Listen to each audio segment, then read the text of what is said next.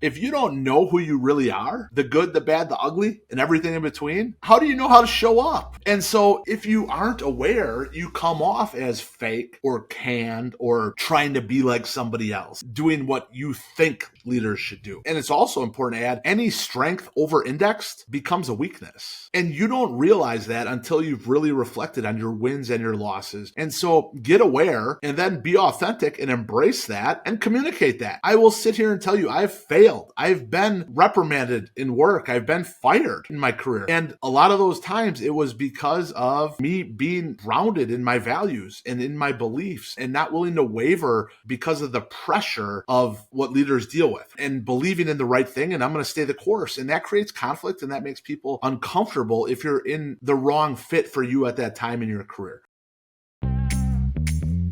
The idea of job security is outdated as a landline. If you haven't been in a search for a while, it's probable you will at some point, by choice or not. Most executives admit to staying way too long or sense what's coming and justify staying anyway. Here, there's another reason. The faulty belief that navigating to what's next will inevitably be worse and has to suck. Screw that. Lauren Greif has spent a lifetime in corporate and executive search, calling bullshit on stale career advice that most still use. This is Career Blast in a Half, the career podcast for executives ready to cut past outdated career advice to fuel your outcomes now. So let's go. Don't you just love a big guy who admits that he's a Swiftie? If you don't know who I'm talking about, I am so excited because we have Josiah Pledl here in the house. And for some of you who may not know Josiah, I've been told and I've experienced myself, his heart literally jumping out of his content. His heart is so big and it feels so good, even when he comments on your stuff. But his topic today is not altogether mushy-gushy stuff. I mean, we're going to get into some of that, and there's a place for it, because the topic that we're talking about today is, why is leadership in crisis? And so, Josiah, so excited to have you here. Welcome to the show. And could you also give a better introduction than the one that I just gave? Absolutely, Lauren. So I'm so excited to be here, and it's an honor to be with you on your show today. A little bit about me, how I got to where I am is I'm the founder of 45 Degrees Leadership Development Consulting. And prior to that, I was in the corporate world. And before that, I was an educator. And I was a principal of a middle school with about 500 kids. And the societal issues that are pouring into schools, kind of the messiness, the extreme kind of viewpoints where there's no room for a compromise anymore, right? It's either I win or you lose. And if I lose, I'm going to destroy you on social media. And if I win, I'm going to celebrate that. And so my wife said to me at one point, I have an amazing 5-year-old son and a 3-year-old daughter. And my wife said, I don't want our family to go through what a superintendent of a school district goes through today. And that was my next goal. That was my next thing that I was chasing. And it led me to kind of explore other things where I went to the corporate world and launched a leadership development training program at a company with 700 employees. And that company had an unbelievable culture, 87% favorable on employee engagement, a manager effectiveness score of 90% favorable, all while smashing the revenue mark for the first quarter of 2023 in the 20-year history of the company. And so this company was 700 people. I got to see that you can drive results while also protecting the dignity of others. And this company poured into me so much, and I was so blessed to have been a part of it, but with some of the best leadership development training that is available in the world. And with that, I started to kind of create my own frameworks and my own models. And that's led me to launch my company. And so that's what I'm here to talk about you with today, Lauren, is how we equip leaders to connect their head to their heart and execute emotional intelligence in their leadership with every human interaction. So please also, just so that we have a reference point, tell us why 45 degrees. What is 45 degrees and how does that relate to leadership? So I'm in Sheboygan, Wisconsin, right on the beautiful Lake Michigan. And I was fortunate enough to sail on Lake Michigan. And when you're on a sailboat, you feel as powerful as you've ever been and also as powerless as you've ever been based on what Mother Nature decides to do in that moment. And all you can do is adjust your sails, and you can adapt and move to try and overcome the challenges and turn those into opportunities. And so where you set what's called your heading is the direction that you're going to go. And that's the most important thing to figure out is what's your heading? Where are we headed? Right. And so when you look at a compass, every direction has a number that goes with it. And so 45 degrees is northeast, which when you look at a line going northeast, it's going up and to the right. And as a business, you want every one of your charts to have a line that's going up and to the right. So when you work with me, we start with the person, the individual level, and we get their growth headed to 45 degrees. And if you get everybody as an individual learning, growing, developing up and to the right, there's no other option that your organization charts are also going to go up and to the right.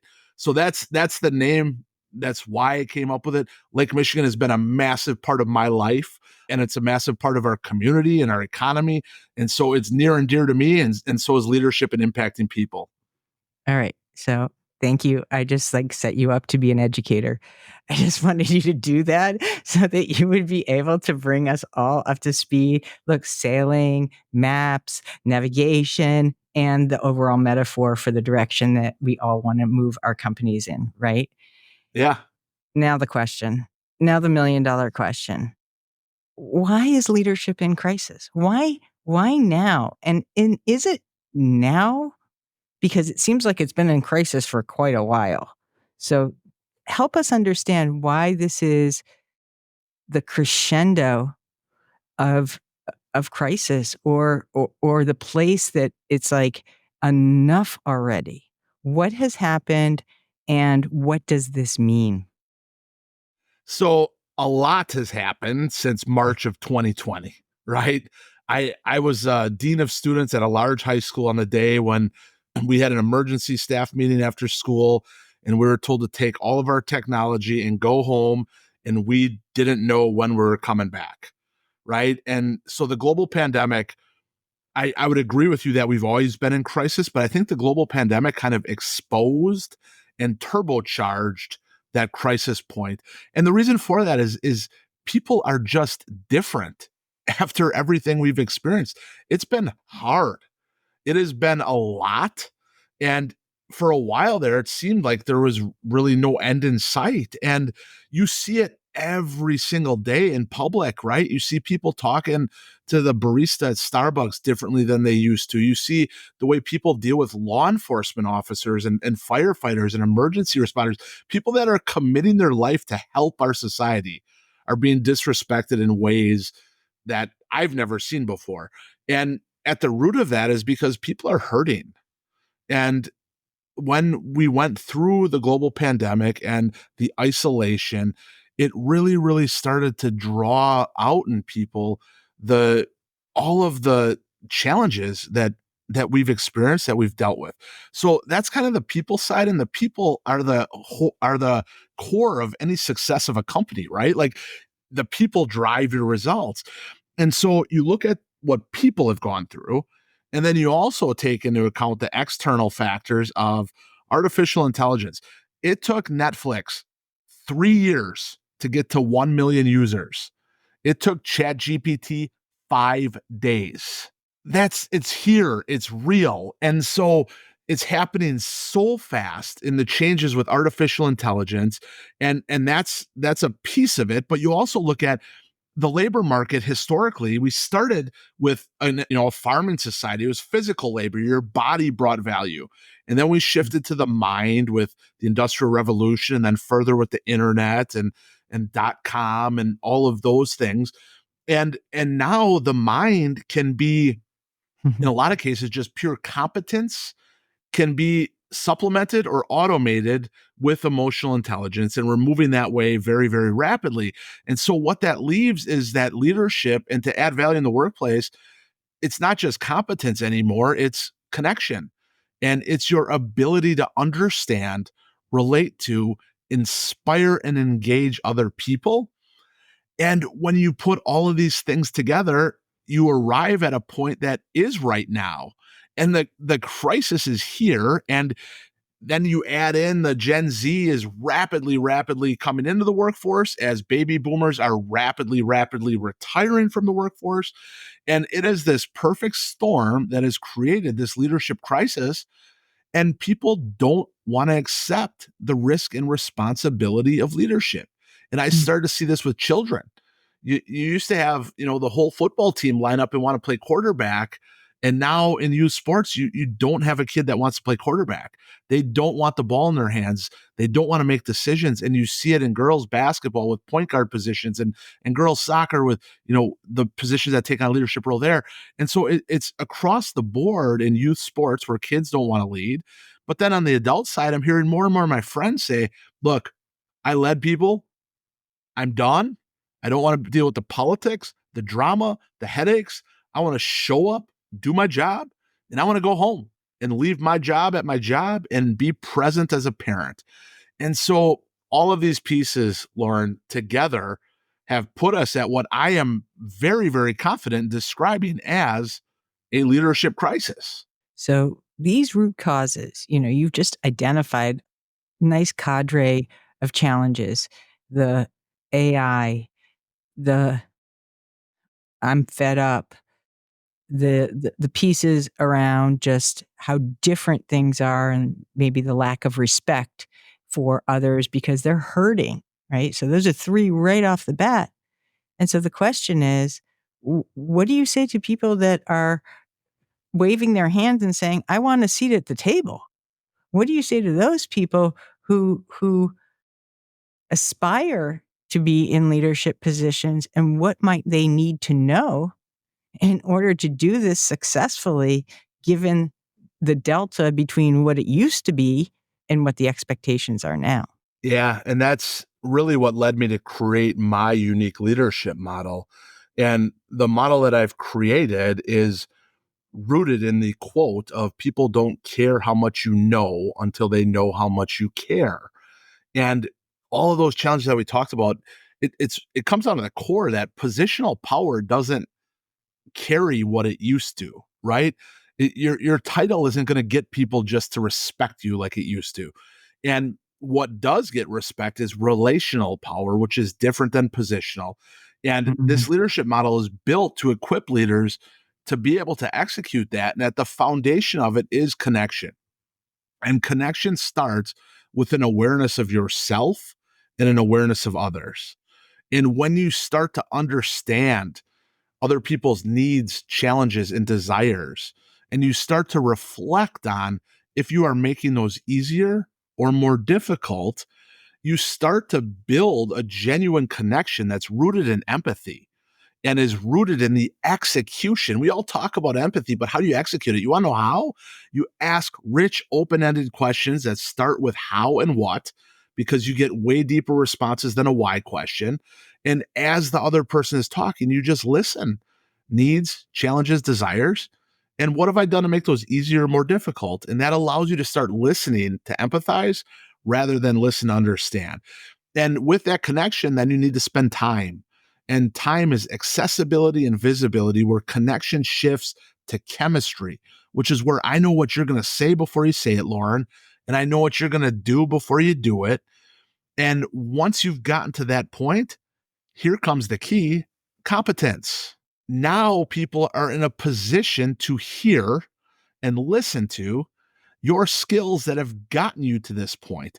But if you lead with competence before connection, people are not going to listen because you are screaming with positional power rather than relational power. So lead with connection to get people in a position to listen and take in and absorb your competence. And so when you start to lead that way, which is what I equip leaders to do through our workshops and coaching, you start to really leverage the power of human connection and capitalize on our collective diversity of thoughts, skills, and experiences. And when you have everybody together working towards a solution to these complex and scary, challenging things that we face as leaders, I'm putting my money on the people every single time, Lauren. So I want to ask you, I'm going to take you on a little painless derailment help us and those who are in the market, on the market, understand the difference between these three things. So you didn't know you were getting a pop quiz. The first one is self-awareness. The second one is showing up authentically. And the third one is this understanding called bring your whole self to work.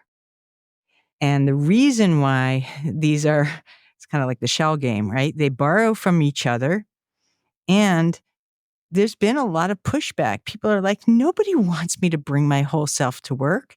And yet people tell me also, if I'm on the market, I should show up authentically. And they really don't want that. They really want somebody who is a better fit, not necessarily a culture add. So in this world, you reference self-awareness. How do we start pulling apart these different areas so that we can also amplify our leadership, whether it's through thought leadership, which also I'm going to include as commenting and so forth on LinkedIn? How do we do this? How do we dance on the head of this pin? Well, those are really, really good questions. So I You might said need to rich. You said might need rich to get, questions. what's that? You said to bring rich questions. No, I'm here for it. I love this. So I might need you to refresh me though as I answer these three things because they're all complex and unique. So I'll start with self-awareness. All right. So self-awareness is understanding yourself at a deeper level as to your strengths, your weaknesses, everything about you, your triggers, all of the things that kind of make you go. And I was asked today, actually, in a comment, you bring that up on LinkedIn, is how do you develop self awareness? Well, there's two steps to this for me. One is a formalized personality assessment. And there's all kinds of them out there. You can just Google strength finders, Myers and Briggs, all these things you've heard of. But do one of those, all right? And do it with a person that is skilled in breaking down the data and describing that to you in observable behavior, all right? The challenges that we have when we deal with people, we hear the things all the time. I don't feel seen. I don't feel heard. I don't feel valued. What do those mean? Right? Like, I'm sorry you don't feel heard or seen, but if you give that as feedback, what action can somebody take from that? Right? Like, Mm. so in order to coach awareness or emotional intelligence as a whole, you have to take it and put it in observable behavior. So when you start to say, your team members don't feel heard, then you start to phrase that as, this person tells me that you often talk over them, you interrupt them, you don't let them finish your thoughts, you dismiss their thoughts without asking for clarifying questions or reframing it to show that you heard them and understood them by repeating it back to them. You start to break down those observable behaviors. And now you're talking about something that people know and can see and can change versus they don't feel heard, right? And so when you get a good skilled analyst for any of these personality assessments, you get that information, right? They'll break it down and tell you. Now here's the hard part where most people fail at really taking this to the next level. You have to take what you heard there about how you are hardwired and really spend time intentionally thinking about your major wins and your major losses in life. And how do these hardwired personality traits contribute to both of those? Because they do, right? And so once you're really, really able, like emotionally and mentally and socially ready to take this on, you're not really going to grow in your self-awareness. So once you are aware of yourself, you can start to show up authentically, right? And so the question about Mm. showing up as your authentic self, if you don't know who you really are, the good, the bad, the ugly, and everything in between, how do you know how to show up, right? And so if you aren't aware, you come off as fake or canned or trying to be like somebody else, right? And doing what you think leaders should do. And so as your authentic self, once you understand the good, the bad, the ugly, and who you are and how you're hardwired and your strengths and weaknesses, and it's also important to add any strength over indexed becomes a weakness. And you don't realize that until you've really reflected on your wins and your losses. And so get aware and then be authentic and embrace that and communicate that. I will sit here and tell you, I've failed. I've been, you know, reprimanded in work. I've been fired, right, in my career. And a lot of those times it was because of, me being grounded in my values and in my beliefs and not willing to waver because of the pressure of what leaders deal with, right? And believing in the right thing, and I'm going to stay the course. And that creates conflict and that makes people uncomfortable if you're in, you know, the wrong fit for you at that time in your career. And so once you have those, you can start to show up authentic. But then the last piece was, what was the last question? Here it is. It's, how do I show up as my whole self? Like this kind of catchphrase that came out and I don't know, years ago, and then there's been more or less an invitation to do this. But when people do this, for the most part, they don't feel like they're welcome. So it's kind of like, here's the door. We're going to open this for you. We say bring your whole self to work, and oops, don't let it kick you on the way out. So where does that live? So this is something that I'm really passionate about because I'm, I at the beginning of my career, it was the understanding that, once you hit that time clock, everything outside is left at that door and you go into work. And when you leave work, you can start to think and deal with those other things. And that has never been true. That has never been real, right? Like, no matter where you go, you're bringing your whole self with you. And you might be able to hide it and mask it for a little bit, but eventually your whole self is going to show itself. And we all bring, our home life to the workplace. And I know for sure, and it's not always good, I've brought my work life to my home life, right? And so that's the reality of it.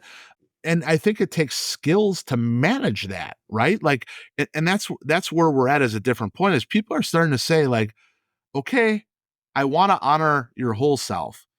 And if we're going to do that, we have to understand and be aligned and clear on what that looks like in behavior, right? So we need clarity, alignment, and then you sprinkle on support and help people grow and develop. And if you as a leader haven't been clear in building the clarity and alignment, please don't punish or reprimand people for bringing their whole self, because what that does is that immediately damages trust. And you commented today, trust takes a long time to build and it can be destroyed in an instant. And so if you as a leader are not clear in defining what the agreed upon expectations are and then defining what that looks and feels like in real life, do not reprimand on that topic. You have work to do on yourself and your leadership before you can bring discipline onto your team and to others. And if you don't do that, that's on you and it's your leadership position and it's up to you. But just know people aren't going to trust you. People are not going to have the psychological safety to act and behave not even as their whole self, but not even as their self. They're going to start to behave in a way that they believe you want them to show up, in a way that you want them to behave. And that is a very, very scary, toxic place. And your team isn't going to be happy. And ultimately, you as a leader are not going to be happy. Yeah, I love that you said, do not reprimand. You've and also set those expectations, right? And I think we all need to set those expectations of, you know, bring my whole self to work doesn't mean I get to be mouthy because my whole self sometimes can be. It just means that, yeah, that's true. It can be, you know, uh, that I'm outspoken or direct, right? I don't have to. I love the way that you talked about an asset that can also go awry and become a character defect and then become, it's good to bring your whole self, but, with some reason behind it. And I think that really talks about the area with respect to trust and crisis and leadership and some of the toxicity that has really poisoned a lot of the perception and even the reality, let's face it, of being in corporate America. And so because leadership is in crisis, help us also to understand what this means for this very precious and at a number of years ago in high demand area, diversity and inclusion, and what is happening now with respect to a lot of the crisis around budget cuts, a lot of concerns, especially during election years, that things like this are compromised. How does this impact us in general? And specifically, if you are looking for a chief diversity officer role, if you are somebody that is in HR and is dealing with the fact that budgets have been cut and cut and cut and cut. So help us with this and this area of leadership. So this is something that's really just sad to me is we've gotten to a point where certain words, phrases almost have become weaponized, right? And so if I would have said to you 5 years ago, is there anything wrong with the word diversity, equity, or inclusion? Oh. Nobody in their right mind would have said those are terrible things. Those are bad ideas, right? Like my PhD is in special education. I worked diligently to equip children with disabilities to enter life after high school in post-secondary world. Like inclusion was at the core of what I believed as an educator with kids with disabilities. And I believe we're all better when we're together. But this idea of DEI and the phrasing of that term has gotten politicized and away from what it really means. And you look at our country and what we're founded on and the base of the Statue of Liberty, give us your weak, give us your weary, like we'll take them all. Like that's what America is. And step away from the political nature of DEI and that term and start to get back to the root of what makes us great as a country. And that is diversity of thought, diversity of experiences, diversity of skill sets, and this willingness to accept and to embrace, but then to leverage those to win on the biggest stages, to be the first country to put a person on the moon, to dominate in the Olympics, to represent the United States as the city on the hill, the ideal representation of what a society can be. And this is the greatest experiment that this world has ever seen as far as democracy. And we can't continue to weaponize words like DEI or on the other side, patriot, or all of these words that now just have this different meaning than what they actually mean. And so let's stop. Let's stop. Let's move away from having to talk DEI and just start talking about kindness and shared values and shared purpose and get the discussion back to the idea that we all add value and you're not going to ask me to change to meet your desires of what a person should be. And I'm not going to ask you to change yours because we're going to accept each other and our differences in experiences, skills, and thought. And we're going to figure out how we can utilize that together to make this world a little bit better than it was yesterday. Yeah, this is scary. It's scary that it's come this far. And I know that you're in the thick of it. And quite honestly, I'm on the other side of the thickness as well. So I'm glad that we're meeting in the middle and like hopefully creating a better sandwich, right? Yeah. And I just, go ahead.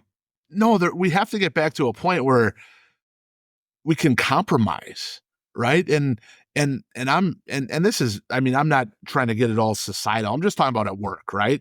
Like this idea that, in conflict resolution, we're going to approach this as a way to win, right?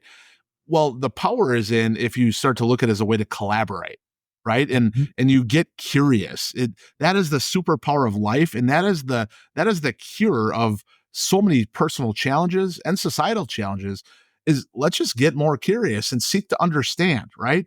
And once we really understand, then we can move forward in a way that is going to produce solutions that neither of us knew or were competing about at the beginning, right? Like Mhm.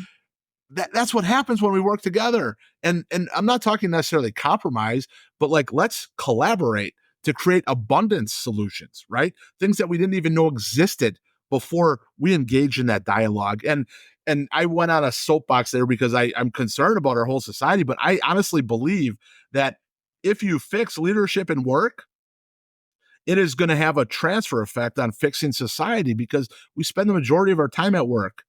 There's studies now that show a manager at work has more of an impact on you than your spouse, Mm. right? Or your therapist. Like this is the reality. And so as leaders in the workplace, these are societal issues, and I'm going to leave them there and not get political, but at the core of it are people issues, right? And in the workplace and the leadership and work is where we have to get these right so that people can then leave work and go get it right out there in the world. This is this is killing me in a both good and bad way. Grateful that you're out here in the world advocating for this in a huge way, and sorry because it's such a systemic problem that is spilling over into so many areas, uh, some generational, right? We know that, and our kids are watching us. We're all leaders, especially in some of the quietest moments. We don't know ever who's really watching. So, what I would love to do as we are wrapping up some of these questions is really offer you some airtime to talk to people who aspire to be leaders, who hear this term and think, "Oh, I want to do that. It sounds really glamorous. It sounds amazing. I really like the idea of having this much responsibility or being in a situation whereby they have a big title or they're making a lot of money." Well, what are some things that you want to either say as a suggestion or maybe even a heads up? So that is a great question. And I wish, right? If you start this as I wish this is something somebody would have told me at the beginning of my career is I was driven by money. I was driven by growth. I am hyper competitive. I want to win. And so much of the time you think that winning is that big title, it's that big salary, it's the corner office. And I will tell you something that most leadership development coaches will not tell you. Leadership is hard. It is the most challenging thing you will do professionally. And it's not all balloons and ice cream cones and celebrations and being in the front of the room, right? It is way more complex than that. It's way more hairy than that. And knowing that if your motivation is money and titles, you will cave to the pressures, the demands, and the challenges of leadership. That's real. If your motivation becomes about impact and enriching the lives of others on your team, as your customers, as your vendors, everybody you come in contact with, you will start to build the ability to take on the challenges of what it means to lead in today's world. And the final piece I'll tell you, I have a great connection with people that have served in the special forces. And it's a Navy SEAL line that says, people will follow fear, but they will die for love. And I'm not here to tell you that people need to die in order to move your business forward. But what I will tell you is that the power is in that message is that when you have people that care and that are committed to you and a cause bigger than you and the team and the collective success, and they know that you love them and they love you, look out, Lauren, because there are not many challenges that that group of individuals working together will not be able to overcome. And so if you're looking to lead, connect, make it about impact. The ultimate goal is legacy, and you will equip yourself to make a difference in today's landscape. And I'm here to help. Mm, I love that. Thank you for sharing that, because it was so from the heart, and it also was the perfect truth bomb. So we have 3 signature questions, and I love getting to this part because it's kind of like we're kind of off script, and not that there is a script, come on, but you know what I mean. We just get to like mess around. So my first question is, and I always like bring these out when I'm doing these, like, I'm a big post-it girl. I like live for these post-its. I have one on my forehead. And so what's yours? What is a post-it that somebody would be writing down at the end of the show and thinking to themselves, ooh, Josiah said this. And, either from this or just something that you use personally that is a important reminder. So like my post-it note that would keep me like on course and on track to live my Sure. best life. Sure. For leadership, for anything that is going to kind of keep your head in the game. So I was very fortunate to have the best mentor in the world when I worked in public education. And he was super successful in building school districts that excelled academically, extracurricular, like every which way. Some of the best school districts in the state of Wisconsin were built under his leadership. And his key thing to me that he told me over and over, and I never forget this, and I hear him saying it all the time, is don't believe your own BS. And behind that message was it's never as good as you think it is, and it's never as bad as you think it is. And so keep that perspective as you face the challenges of whatever life might throw at you. But at the root of it is know that you're small and you're minor. And honestly, people don't really care about you. And so just show up, seek to add value, seek to make an impact, and keep going. And life's going to be good and you will be rewarded. Mm-hmm. And I know that you're well read and you like soak up a lot of information, probably like got a great leadership library. I can only imagine. I have this whole vision of you and your little, tay thing going on with your with your books in your lap. But is there a pivotal leadership book? I mean, the evolution of leadership is changing all the time. So is there a classic? Is there something that you would say, hey, you want to know about leadership? Read this. What might that be? So there's so many to think of, but I mean, to me, the seminal work in leadership and impact is How to Win Friends and Influence People. And I make myself reread that book. Not enough, right? Like, I mean, honestly, I should read that book every 90 days, like every quarter, because it's that monumental. And so that's kind of like the foundational piece. But for me, a book that has impacted me tremendously, really, I would have to say is the book Thanks for the Feedback. Mm, Have you read that book, Lauren? I don't think I have. No. So this book was written by 2 professors at Harvard, and the foundation of it is that we spend all this time training people on how to give feedback. What would be possible if we train people on how to receive feedback? And it really goes into what I talked about how it's not as good or as bad as you think and your own BS, don't believe it.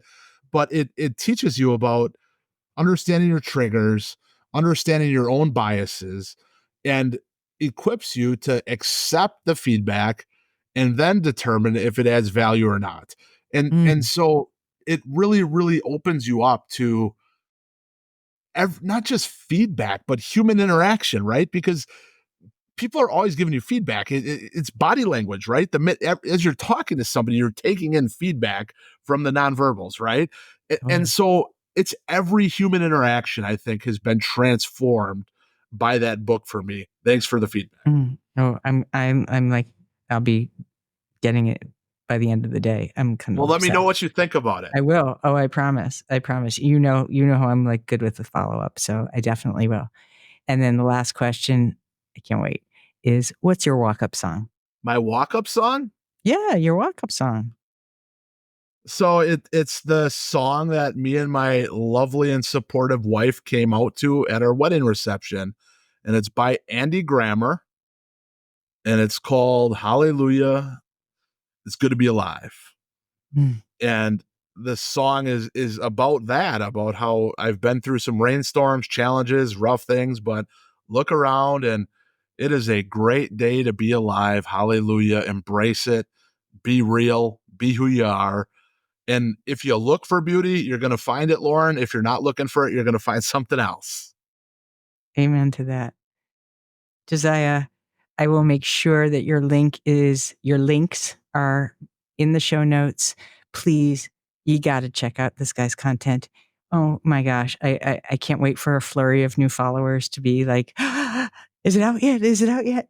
So get ready. Make sure you follow Josiah and also check out his company, 45 Degrees, especially if you are in a position in your organization that is dying for strong leadership and also productivity with the head and the heart together.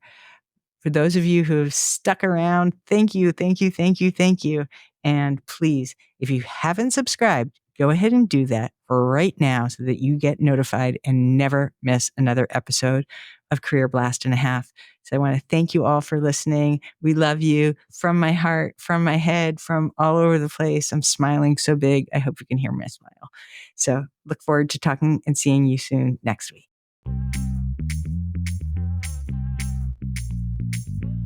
Thank you for joining today. We appreciate your listening ears. Big time. We ask this: use these tools, not tomorrow, right now, and share them by spreading the love, leaving us a rating and subscribe so you don't miss the next Career Blast and a Half. Most of all, thank you for you.